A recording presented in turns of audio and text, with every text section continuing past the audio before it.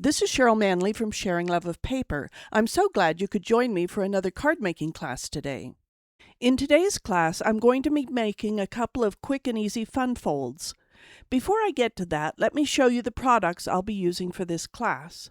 Most of the products I'll be using today are discontinued, but you can find something to use in your own stash or check out some of the fun new products from Stampin' Up! These papers were a product of the month set from February of this year called Painted Illusions. There are 3 sheets of each of 4 different designs. Here's one side of each of them.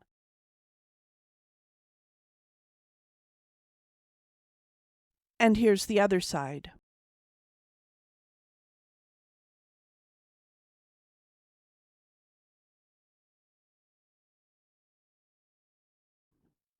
The first card we're going to make, using this paper here, is called a Cutaway with Latch.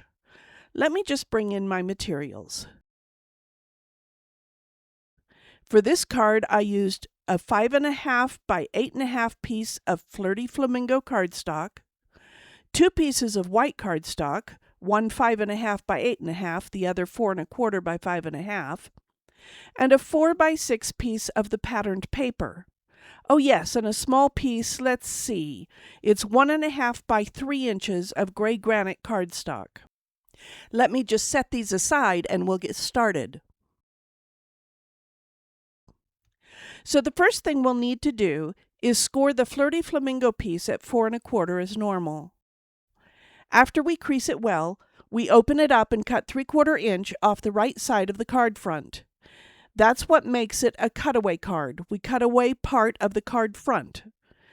Now, using the piece we cut off, trim it to 1/2 inch wide, then cut it in half at 2 3/4.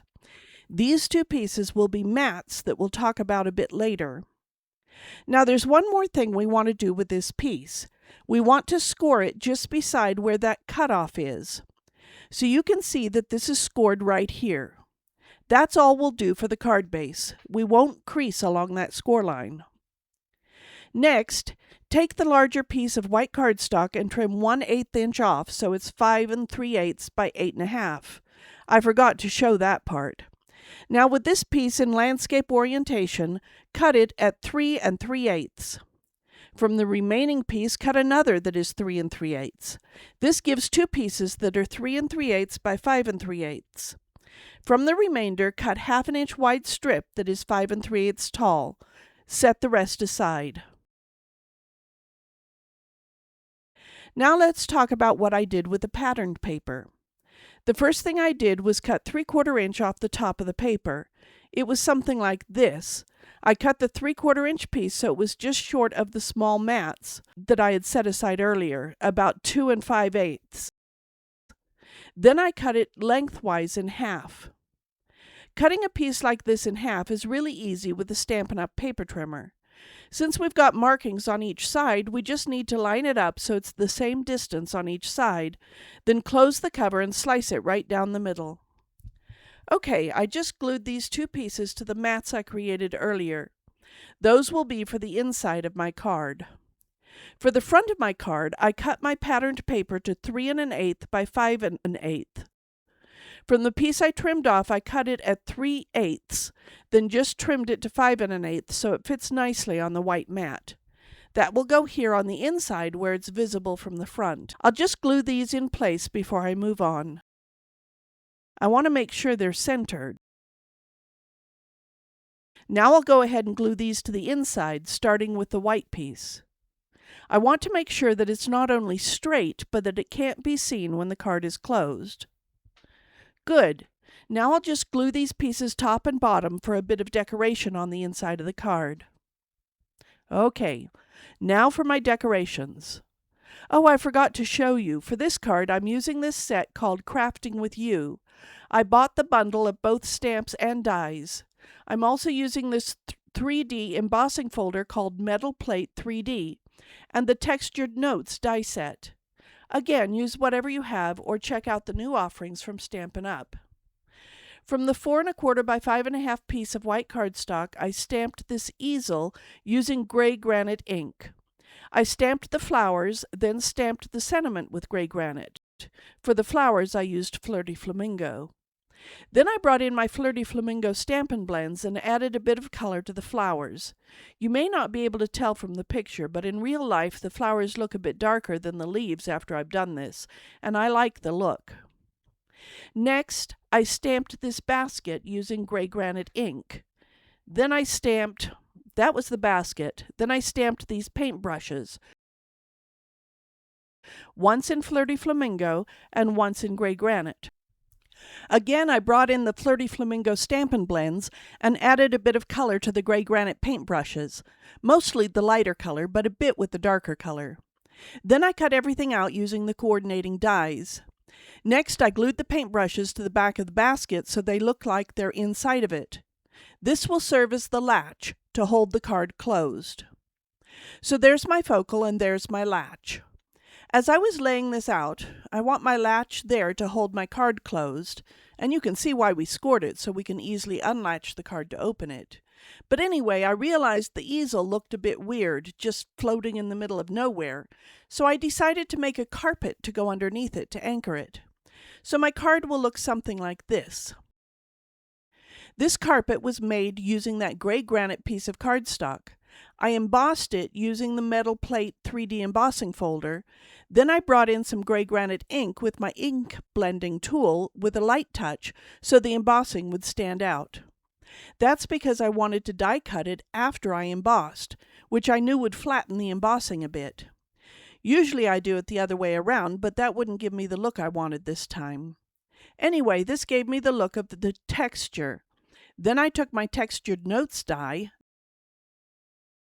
this one, the second from the smallest, and cut it with that. So there is my carpet. Finally, I just brought in a touch of ink around the edges to make sure they stood out. Now all I need to do is attach my pieces. I'll glue the carpet first. Let me just make sure where I want it. Okay, I'll glue my carpet there and center it. There's my carpet. Next, I'll glue my easel. Remember, when you're using Stampin' Blends, to do it over a piece of scrap paper, because they will bleed a bit, and you want it to bleed to your scrap paper, not on your project. Okay, now for the latch. I'm going to add just a couple of, no, I'll use full-size dimensionals. I'm just going to place them on the right side. We only want this attached to the right side of the card, which is actually the inside of the card where we cut the front away. We don't want any adhesive to get on the card front itself. I'll just turn it over and see how far I can safely go. Okay, there's my latch. That holds my card closed, and I open it like this. So there's card number 1, a cutaway with latch. The next card is made using this paper. You can see that when I cut it into 4x6 pieces, every one will be a bit different. Actually, I cut the pieces with horizontal orientation, as you'll see in a minute. In addition to that, I'll be using these stamps and dies. First up is notes and totes. At the time of this filming, the stamps were gone, but the dies were still available at a great price on the last chance sale. I'll also be using this stamp to give my sand a bit of texture. I'm using a die out of Changing Leaves to die cut my sentiment, and the sentiment itself will be stamped with this, "You Make a Difference," from Thankful Garden.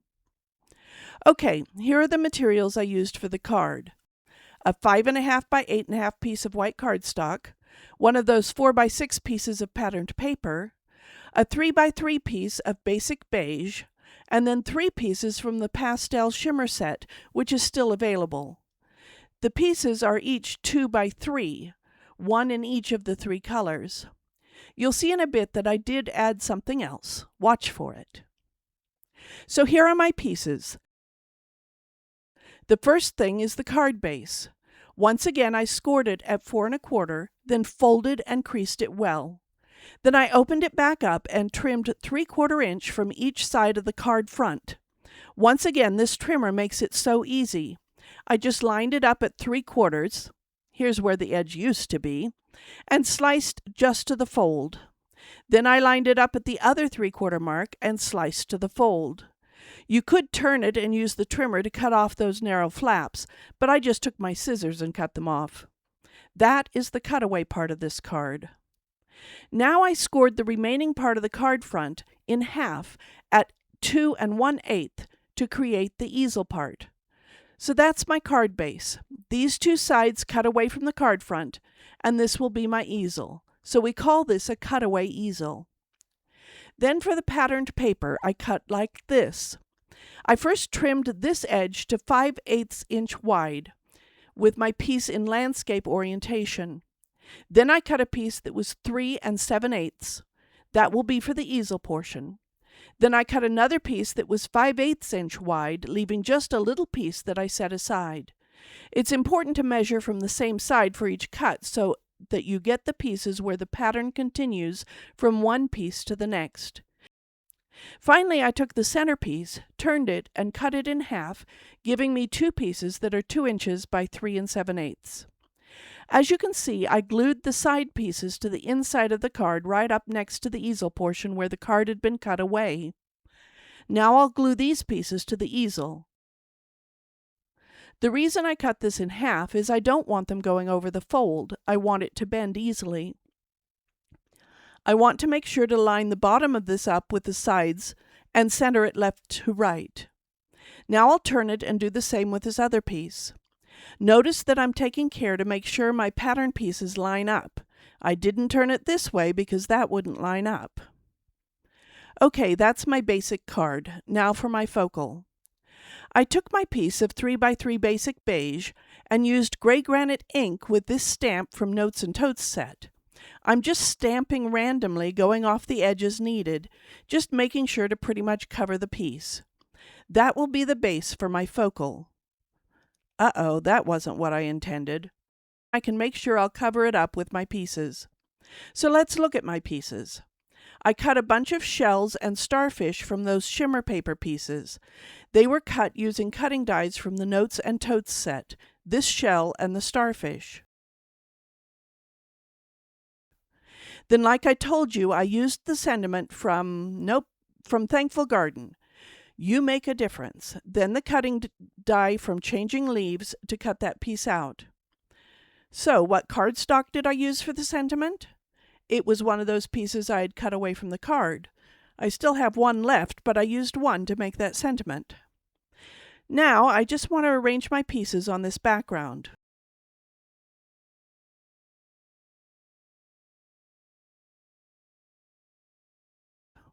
I'm not sure. I don't want these all this way. I want them a bit more random. And then my sentiment. That will be my focal. I'm thinking I might want a mat for this. I'm going to go get a piece for a mat, and I'll be right back. Okay, I've brought in a piece of Pretty Peacock that is 3 1/4 by 3 1/4, and I'm going to use that for a mat for my focal. Now I'll glue everything down here for my focal, and then I'll put the card together. Did you notice there's stamping on the back of this? That was my first attempt, and I didn't like how it turned out, so I simply turned it over and stamped again. Easy fix. I want to make sure that sentiment is lined up straight. And now to start gluing some of these pieces. I liked the way that little starfish was sitting up and touching the sentiment, so I'll go ahead and put it there. Now let's see. I could put some of these on with dimensionals. Let's do this. I'll go ahead and glue this one just right here, and I'll slip this starfish underneath there. Let's see. If I put this like this, I'm thinking I want to use a mini Stampin' Dimensional right there in the center, and then add some glue over here. Let's see how that works. I don't know how well you can see the dimension in the video, but I like it. I wonder if I could get the center of this back up so I could put one there. I can. I'll take the backing paper off this so I can just slip it in there. Now I'll put this one in the center of this shell and put glue over here and then add it here. I'll add this starfish here, and this one, maybe something like that. So that's my focal. I'll just glue this to the mat, and I'll have to draw a pencil line to show me where I want to put the glue. I'll just line it up, fold it back, draw my pencil line. So there's where I need the glue. I'll go ahead and add my glue. Now I need to use a couple of shells as stoppers. I wonder if I can get away with just one. I think that really would be my preference. I could put that there and then that's the way I think I'd like to have it. Let's see how that works. I'll start by using the bigger dimensionals rather than the mini dimensionals. That wasn't what I wanted. I want to make this so it stands up pretty straight. There, that'll work. Then I'll just put a bit of glue on this and see how that looks. When I was die cutting these pieces, I just cut all I could get out of the shimmer papers. That gave me 3 shells of each color and 3 starfish of each color, so I have plenty of pieces I can play with to decorate this card. So this is my second card. Again, it's called a cutaway easel, and it folds flat like that for mailing. And I do have all these pieces left over to use on another project. Here are the close-ups. You can check the description below for links to items you may find of interest. As always, as an independent Stampin' Up! Demonstrator, I'd love to have you choose me as your demonstrator when you make purchases from Stampin' Up! I would earn a small commission on any purchases you make, but that would not affect your price. And each month you make a purchase with me, as long as you've chosen to be contacted, you'll receive an email of instructions for that month's class cards in PDF form as my gift to you. And if you click that thumbs up, leave me a comment, and subscribe to my channel if you haven't already done so, you'll make my day. Have a great one.